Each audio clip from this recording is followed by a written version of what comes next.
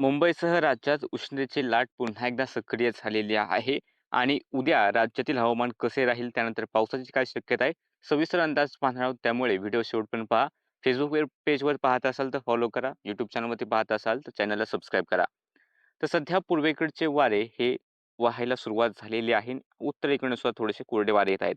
या सर्वांचा प्रभाव म्हणून कोकणात तापमान वाढलेलं आहे. त्यासोबत राज्याच्या अंतर्गत भागात आहे, मग विदर्भ असेल, मध्य महाराष्ट्र, मराठवाडा असेल, सर्वच ठिकाणी तापमान नेहमीपेक्षा जास्त पाहायला मिळत आहे.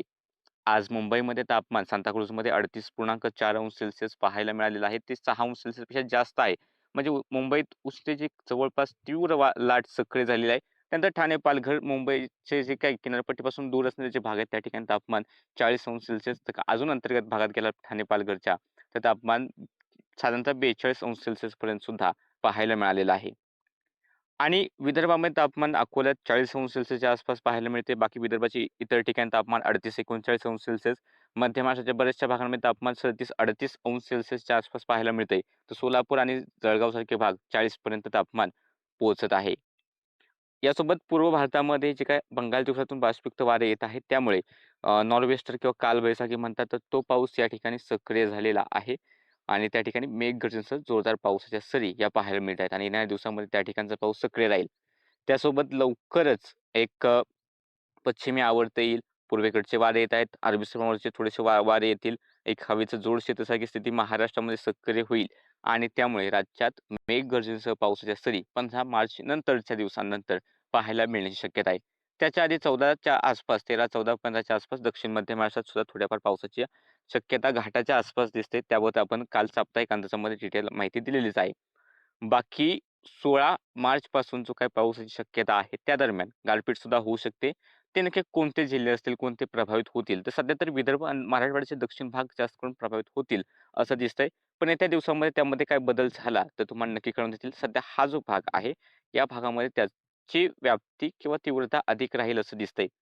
आणि त्यानंतरच्या दिवसांमध्ये पुन्हा नवीन पश्चिमी अवत आल्यानंतर मग मध्य महाराष्ट्राच्या इतर ठिकाणी सुद्धा किंवा उत्तर महाराष्ट्राकडे सुद्धा मॉडेल पाऊस दाखवत आहेत. पण त्याच्याबाबतचे अपडेट्स येत्या दिवसामध्ये अजून स्पष्ट होतील. तर आपण तुम्हाला तेव्हा त्याचे अपडेट्स देत राहूच. बाकी उद्या सुद्धा पूर्वेकडचे वारे वाहतील. समुद्राकडचे वारे थोडे उशिराने सक्रिय झाल्यामुळे उद्या कोकणात उष्णतेची लाट राहण्याची शक्यता आहे. जर आपण हवामान विभागाचे इशारे पाहिले तर उद्या हवामान विभागाने पालघर, मुंबई, ठाणे, रायगड या जिल्ह्यांमध्ये उष्णतेची लाट येण्याचा अलर्ट दिलेला आहे. तर रायगड आणि रत्नागिरीमध्ये उष्ण आणि दमट हवामानाचा इशारा आहे. त्यासोबत अकोला, अमरावती, वर्धा या 3 जिल्ह्यांमध्ये सुद्धा उष्णतेच्या लाटेचा इशारा दिलाय. तर जळगाव, छत्रपती संभाजीनगर, जालना, परभणी, बीड, अहिल्यानगर या जिल्ह्यांमध्ये उष्ण आणि दमट हवामान राहण्याचा येलो अलर्ट हवामान विभागाकडून देण्यात आलेला आहे. म्हणजे या ठिकाणची जे ऊन असेल ते थोडंसं तीव्र असेल, आर्द्रता असल्यामुळे ते असह्य असं होण्याची शक्यता आहे. पण कोकणाचे जे अंतर्गत भाग आहेत, ठाणे, पालघर, रायगड हे जे काही अंतर्गत भाग आहेत, तापमान किंवा इकडे रत्नागिरीचे अंतर्गत भाग असतील, 40 ते 42 अंश सेल्सिअस दरम्यान राहील. एकदम किनारपट्टीला गेलेलं तापमान 34-35 अंश सेल्सिअस किंवा त्याहून थोडंसं अधिक राहील.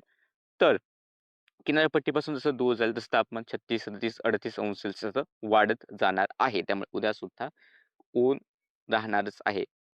त्यानंतर 11 तारखेच्या पुढे थोडंसं वातावरणात थोडासा बदल होईल. कोकणात मुंबईच्या आसपास जी उष्णतेची लाट दिसते, ती हळू शिथिल होण्याची शक्यता ही मॉडेल दाखवत आहेत.